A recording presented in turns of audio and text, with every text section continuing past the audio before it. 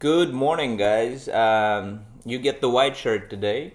Usually you get the black shirt. That's the most common one, but today you get the white shirt. So it's a special day, as you can tell.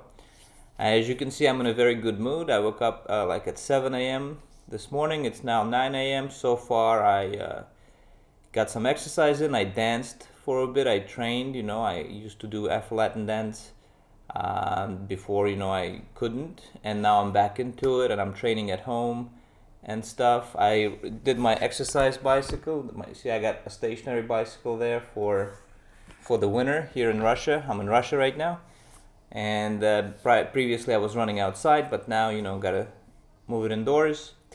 So things are going quite well, and I'm gonna have breakfast, and I'm gonna go work. I'm gonna do a full day of productive work, programming. That's my job. So the update is that things are going well, and as I mentioned in my previous video, I'm focused on um, anxieties, all sorts of anxieties, and I'm looking at it from the clinical psychology point of view, informed by what I know about these CFS, fibromyalgia, pain, fatigue type symptoms. And so today, this brings me to what I want to talk about today, and that's Dr. Sarno has been instrumental in getting me to move in the right direction, but I find there's a common trap that some people fall into if they don't exactly fall into the Sarno framework. And I want to discuss it today. Not to talk bad about Dr. Sarno or anything, but just because I think the more accurate the picture that we form about what's going on, the more accurately we can, the more quickly, the more efficiently, and the more likely we are to get better, to recover, to get back to life, and that's what we all want. Um, so I will restate Dr. Sarno's formulation, and I will then say how I look at it currently, and that is, Dr. Sarno's theory is that basically the symptoms are caused by repressed emotions. The brain is trying to distract us from those repressed emotions, uh, and it initiates symptoms. It initiates pain, fatigue, anything to distract our attention. That's the idea. And if you treat it that way, you can actually get fully better, but it doesn't necessarily work for everyone, and I'll explain why I think that is. So here's the modern take on what's going on with us, uh, as best I can tell from my personal experience and from reading all the literature. Now that I'm doing better, I can focus, I can actually read some of the more relevant, what I feel are more relevant studies, not the biochemical type studies. I have never found any use from reading those. I mean, it could be interesting to learn something, but the more sort of psychosomatic, I'm hesitant to say the word psychological, but you'll understand what I mean, because I don't want the new people to stop watching. But psychological studies is the truth. About how things work. But the reason is, so here's the crux of it. The modern formulation of what's happening is that we're always triggering our fight or flight system, always. And in essence, that's an anxiety disorder. That's anxiety. That's what it is. We are always detecting threats excessively. It's normal to detect threats. That's how we survive. But people with excess anxiety do it excessively, so we're always triggering that system, and our physiology changes as a result, and it does change.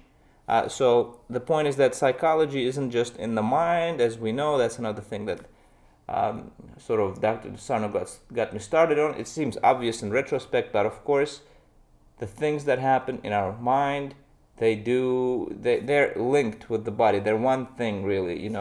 It's one system. It's one thing. It's just different ways of thinking about the same thing.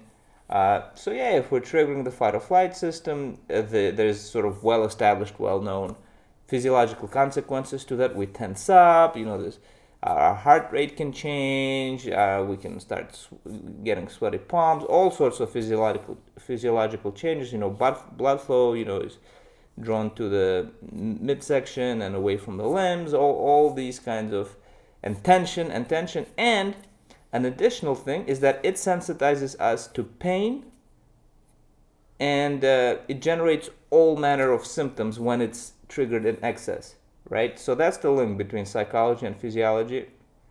And I would have never told you that I have anxiety like in the past because, well, because I wasn't really aware of it, and also I didn't like the idea that I have anxiety. I like the idea that I'm a calm, cool cucumber, and but now it's so obvious. So what I've been working on, what I've been focused on, is dealing with all my other anxieties. Some of it, anxiety has different patterns. So there's this thing called generalized anxiety disorder where you're sort of anxious about every little thing. This is like kind of where the perfectionism comes in. And there's a social anxiety disorder that has to do with social situations. And it doesn't mean you're always in every social situation you're anxious, that you're triggered. It can just be some aspects or particular people, or it's very different. It varies a lot from person to person. So this is the key that I'm driving towards, is that you got to figure out your patterns and your anxieties, the things that are triggering your stress response. Because that's what's happening, is the stress response is getting triggered.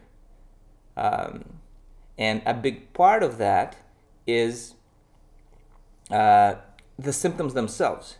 We start to, understandably, focus on our body sensations, pain, on all these other weird symptoms. We have no explanation from doctors. We're fatigued. We can't concentrate. All this stuff is going on, and it starts feeding back into the anxiety and re-triggering the system. So that's one aspect of it. That is what's unique about CFS, fibromyalgia type stuff. But there are other anxieties that people get. Not everyone with anxiety will develop, for example, fibromyalgia or CFS or other psychosomatic stuff, but or they won't necessarily think of what they have as those things. But some of them just won't have any physical symptoms or many physical symptoms that are like too concerning. But there are other anxieties. So what I've been focused on is getting rid of other things that are triggering the fight or flight system excessively. And my particular list is not important. It's a lot of stuff, and there's a methodology for working with it, and I'm using cognitive behavioral therapy, exposure therapy essentially, to deal with that the same way I exposed myself to the symptoms. I'm not going to get into the details now, like increasing activity, etc., and feeling anxiety and saying, it's okay. And eventually your brain learns that, it's safe to do this activity. So it is. It's a very similar process with the other anxieties. And so back to the topic, Dr. Sarno says that it is repressed emotions, and indeed many people with anxiety are afraid to experience their emotions. This is kind of established. This is true. This is definitely true of me, was much less so now. And so when people start following Sarno's methodology, the practical things that he tells you to do, you have to start writing about your emotions, about your trauma and stuff like that. That can, for a lot of people, that's all they need, and that can sort of, if the emotional component is the main one, is if the anxiety is triggered, if the stress response, the physiological stress response is triggered primarily by feeling threatened by emotions, then indeed this is going to help you. When you write out your emotions, you're exposing yourself to the thing that you're afraid of, and when you do it repeatedly, your brain learns that, it's okay, it's safe. There's no need for this stress response to be triggered because we're not in danger. And that can also happen if you work with a therapist and you're in that safe context. You discuss whatever it is that is going on with you, has happened, is going on now. But then there's a trap that people can fall into, because the dogma, if you will, is that it's all about the repressed emotions. Well, maybe for someone else that's not the main component, or that's only a part of it, and then they're writing it out. They're doing the work, and they're really diligent, and they do all this work, but then they still have symptoms. Why? And they start getting worried, this is not working, and they start working really hard to dig deeper and find some other emotion and something, and there's just nothing there often. Because that's not the reason. but they're anxious about finding the right emotion, and oh my god, what else am I repressing? What else am I repressing? Oh, I gotta find what else I'm repressing. I must be, and they start making things up sometimes too. Like I've seen this on the forums. People will start, just well, I don't really think this is like I'm aware of this, but I think this is going on. It's just you start reading it and you just get a sense like this. You seem to be headed, towards a dead end. And I think that's because there are other things besides emotions triggering the stress response. One of those things in this situation is just the fact that you start getting worried. Oh my God, I tried this thing, I had all this hope, and I'm not getting better. I still have symptoms. So what should I do? I guess I'm just different. It's not going to work for me, and you start getting anxious that okay, well, I guess this is going to be my life, and I'm going to have to. It didn't work. The other thing that people are still being triggered by in terms of the stress response is, of course, the symptoms themselves. So if the pain is still triggering the stress response in you, that will perpetuate things. If you haven't yet learned, and it's hard, I understand that it's hard to distance yourself from the pain and to understand that it's not dangerous, and to stop your brain from reacting in that way to pain, even though it's unpleasant and it really, really sucks. If you can unlearn the stress response, if you can unlearn the fear of pain, that'll help things along. And other symptoms, I'm using pain as a stand-in for all these symptoms. If we just remember where they come from and that they're not dangerous. The other thing is, of course, activity, physical activity, mental activity. We're afraid if we're going to do more, if we're going to initiate more activity, we will collapse. We will relapse. I don't like that word, but that's the word that's often used. And the thing of it is that you can actually relapse if you get into that anxious cycle. So it becomes a self-fulfilling prophecy, which kind of sucks. But if you calm yourself, if you expose yourself to some extra activity more than you're currently doing, and then you calm yourself down when the anxiety arises and you live through it, and you do this repeatedly over and over again, and you sort of manage to maintain that frame of mind that I'm safe, I just need to work through this bit by bit, slowly, then things will get back to normal, bit by bit, slowly. So that's two categories. The emotions themselves, okay, you've taken care of that, there's no more, that's not your primary thing, or that's not your only thing. And then there's the symptom anxiety, and the anxiety about engaging in activity. But then there's this other category, all this other anxiety. There people have phobias, people have different social anxieties. As I mentioned, there's this thing called generalized anxiety disorder that is it's just, you can be anxious about, like I use this example all the time, just which toothpaste should I pick, and it triggers that stress response, and there's a way of dealing with that. There is some people have PTSD from some specific trauma that happened, and they're living through situations that are reminding them of that trauma, and they haven't yet processed it, and it's triggering their stress response.